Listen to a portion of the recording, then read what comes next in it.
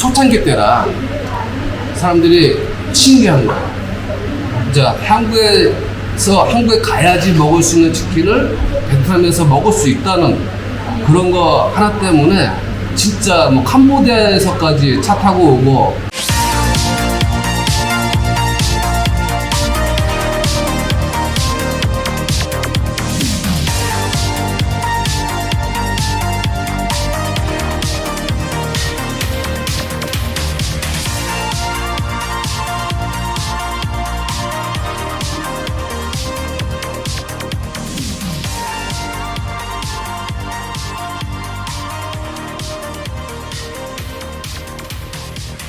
너무 이제 몰입을 하다 보니까 이제 조금 날씨도 더워서 그래요. 이게 지금 여기 온도가 이게 체감 온도가 한 40도 정도 될 거예요. 평균 지금 36도에서 38도가 왔다 갔다 하는 이 시간대인데 진짜 정상인들이 걸어 다닐 수는 있지만은 진짜 이게 지속적으로 걸어 다니다 보면은 물 안 마시면 쓰러지는 온도예요.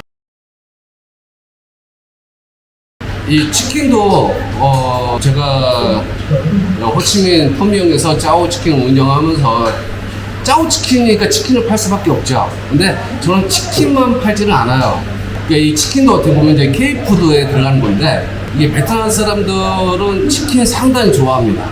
길거리에서 베트남 길거리에서 판매하는 숯불구이 서브도시락에서 한국인이 운영하는 K푸드 K치킨 이것까지 상당히 좋아해요. 그러니까 가격이 비싸든 싸든 상관없이 굉장히 많이 찾고 많이 먹는 주식 중에 하나가 닭인데요. 근데 베트남 사람들이 이제 저희 같이 이제 한국 자영업자분들이 와가지고 치킨을 팔기 시작을 했어요. 처음에 호응도가 굉장히 높았습니다. 듣도 보지도 못한 한국에서만 있는 치킨이 들어왔기 때문에 진짜 저 같은 경우는 어마어마하게 팔았어요. 어마어마하게 판 거는 진짜 그때 기억하면은 진짜 마음이 슬퍼요. 너무너무 슬퍼요. 많이 온 만큼 제가 제대로 해줬어야 되는 건데 제대로 해주지 못했는데도 그때 분위기로는 굉장히 많은 분들이 너무너무 사랑을 많이 해주셨어요. 지금도 많이 사랑해주세요. 근데 그때하고 지금하고 비교하다 보면은 그 당시 때는 하루 매상이 250만 원이었어요. 호치민에서 치킨으로서 하루에 250 정도 찍은 치킨집은 없어요, 현재까지. 없는데 그 정도 찍었고, 또 긴 줄도 세워보고, 그러면서 진짜 오리지널, 오직 그냥 치킨만 팔았어요. 부가적인 뭐 볶음밥이라든가 김밥 이런 거는 그 당시 때 안 팔았고, 치킨하고 불닭 이렇게 해서 이제 내서가지고 팔았는데 초창기 때라 사람들이 신기한 거야. 자, 한국에 가야지 먹을 수 있는 치킨을 베트남에서 먹을 수 있다는 그런 거 하나 때문에 진짜 뭐 캄보디아에서까지 차 타고 오고 저기 밑에 5시간 걸리는 까마웅에서도 차 끌고 온 사람들도 수두룩했고 또 김치도 그 당시 때 저희가 이제 김치를 조금씩 이렇게 드렸어요. 그런데 그 김치도 또 사러 오신 분들도 계시고 이 정도로 굉장히 호응이 높다 보니까 이제 아무래도 이제 같은 이제 여기에 이제 진출하려고 하시는 한국에서 진출하시려는 분들이 저의 짜오치킨을 와가지고 또 현지 사람들이 많이 오다 보니까는 장사 잘 되네? 어떤 맛일까? 궁금해하면서 이제 탐문을 하잖아요. 그래서 이제 와서 이제 드셔보시고 이 정도네 하면서 이제 이렇게 시간이 좀 지나다 보니까 근처에 하나 생겨 뭐 이렇게 일본 중심가에 하나 생겨 또 현지 베트남 사람들이 많이 가는 곳에 하나가 생겨 이렇게 하다 보니 좀 분산이 됐어요. K치킨, K푸드가. 그러면서 이제 저희도 이제 추첨하기 시작을 했고, 저희도 그 당시 때 이제 그 열풍을 타서 현지 로컬 쪽으로 하나 더 냈어야 되는데, 그때는 진짜 워낙 바쁘고, 진짜 돈 벌기 바빠가지고 못했습니다. 못했고.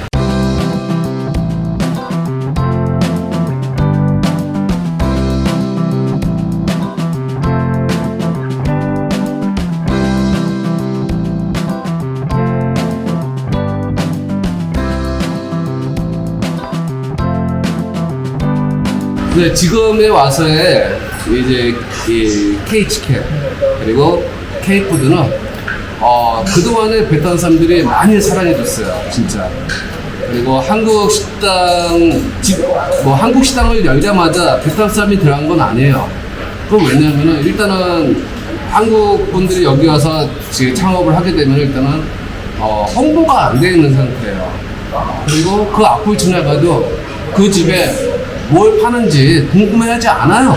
아는데 이제 여기에서 이제 그런 한국 음식을 좋아하는 매니아들, 젊은 층들이 이게 들락날락 하면서 자연스럽게 홍보가 이루어지거든요. 그러다 보니까 지금은 중심가 가든 한인타운에 오셔든 아니면 한국 사람이 많이 살고 있는 아파트 근처에 가든 또 현지 상권에 가든 한국 음식을 판매하는 식당들이 다 있어요. 고깃집도 있고 뷔페집, 떡볶이 뷔페도 있고 치킨집도 있고 이렇게 많이 활성화가 되어 있는 상태다 보니까 지금에 와서의 이 K푸드는 제가 바라보는 관점에서 좀 시들해지지 않았을까.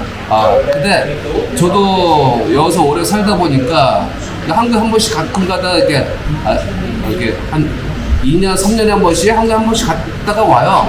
그러면 저도 한국에서 옛날 생각하면서 포장마차라든가 그리고 한국에 있는 뭐 친구 소개로 맛집을 가서 먹는데 그 음식들이 예전에 제가 먹어본 20년 전에 먹어본 음식들이에요.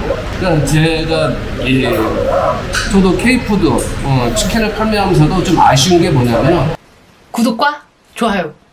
이 K푸드라는 게 근본은 한국에서 나온 음식이고 한국 사람이 좋아하는 음식인데 베트남에서 팔 때 거의 똑같은 모양으로 팔아요. 그리고 가격대가 비싼 것도 있고 싼 것도 있습니다. 근데 좀 아쉬운 거는 이것을 왜 근본은 그대로 지키되 겉에를 좀 바꾸지 않을까. 그러니까 음식을 완전히 바꾸라는 얘기는 아니에요. 베트남에 왔으면은 베트남에 있는 여러 가지 다양한 식재료를 같이 살짝 플러스 시키게 되면은 그게 겉의 모양은 K푸드가 아닌 것처럼 보이겠지만은 맛을 보게 되면은 한국 음식이에요. 네. 이게 좀 다르다고 저는 생각을 해요. 그러니까 굳이 저희가 K푸드 음식만 고집할 게 아니라 그 맛의 근원은 한국이기 때문에 그 맛을 들고 와서 베트남 사람 입에 맞추려고 그러면은 당연히 베트남에서는 한국 사람 상대하는 것보다 베트남 사람을 상대하는 게 우선이어야 되고 그리고 처음에는 고생할지 몰라도 그것이 열리는 순간 탄탄대로로 가는 게 굉장히 빠릅니다. 근데 그 사람들 입을 맞추려고 할 때 근본은 놔두고 뿌리는 놔두고 겉에서 살짝 포장을 해서 조금 더 다른 모양으로 그리고 K푸드가 한국에서도 퓨전으로 많이 팔고 있잖아요.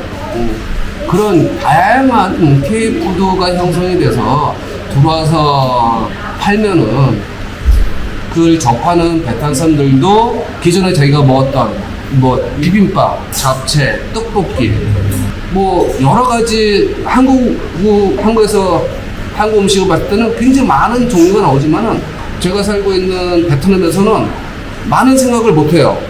근데 내가 봤던 음식이 K푸드가 그 정도로 형성이 되어 있던 거예요.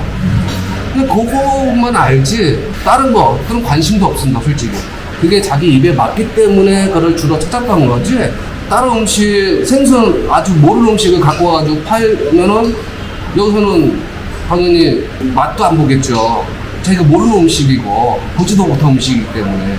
그래서 이제 한국에서 이제 주로 먹었던 음식이 여기 와서 이제 베트남 사람들 많이 찾는 건데 그 음식에 조금 새로운 각도로 도전을 해서 조금 다른 형식으로 K푸드를 가면은 K푸드를 판매하게 되면은 조금 더 신개념의 그런 한국 음식 K푸드가 나오지 않을까 그리고 더 좋은 반응이 일어나지 않을까 이런 생각합니다.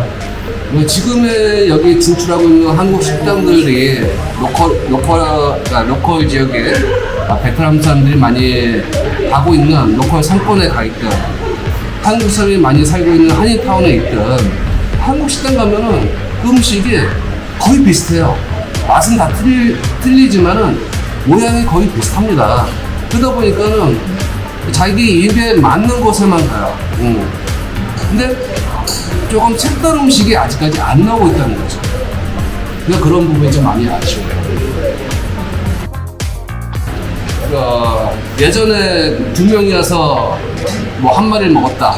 그러면 지금 반 마리뿐이 안 먹어요. 이 정도로 이게 서민 경제도 지금 힘든 상태고